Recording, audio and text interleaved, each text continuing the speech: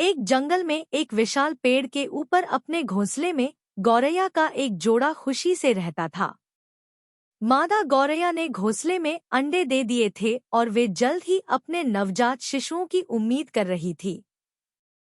एक विशेष दिन, गर्मी के सूरज की गर्मी सहन करने में असमर्थ एक हाथी उन्मत्त हो गया। वह अपने रास्ते में आने वाले सभी पेड़ों से टकरा गया। रास्ते में उसने उस पेड़ की शाखाएं तोड़ दी जो गौरैया के जोड़े के घोंसले को सहारा देती थी।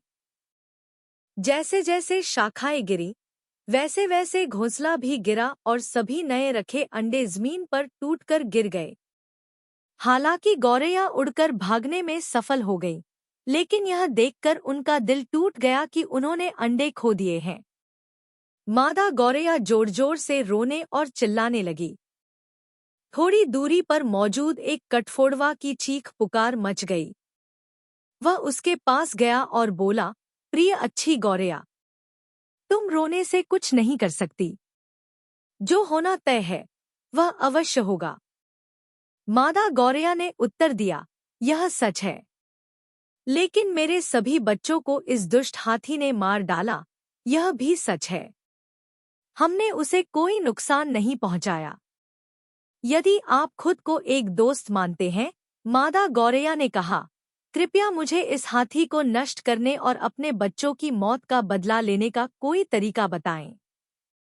कठफोड़वे ने उत्तर दिया, तो मैं करूंगा।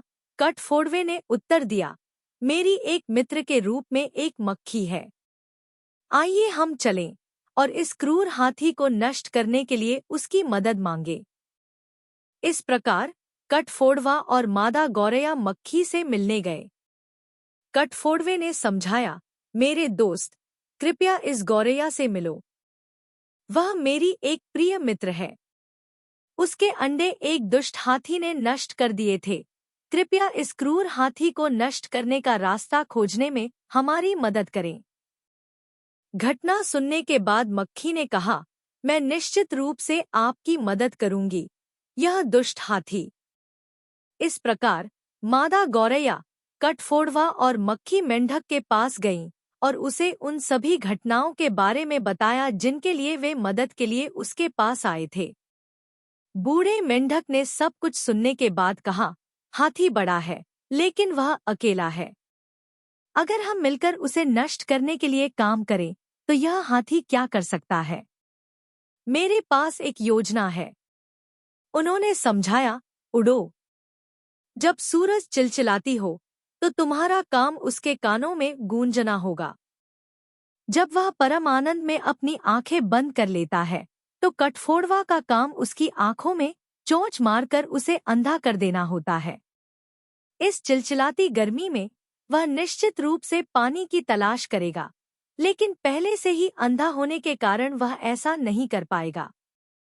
मैं तब पास के गड्ढे के किनारे पर बैठूंगा और अपनी आवाज के शीर्ष पर टर्राऊंगा। उन्होंने आगे कहा, जब प्यासा हाथी मेरी बात सुनेगा, तो वह सोचेगा कि पास में कोई तालाब या झील है और वह मेरी आवाज का अनुसरण करेगा।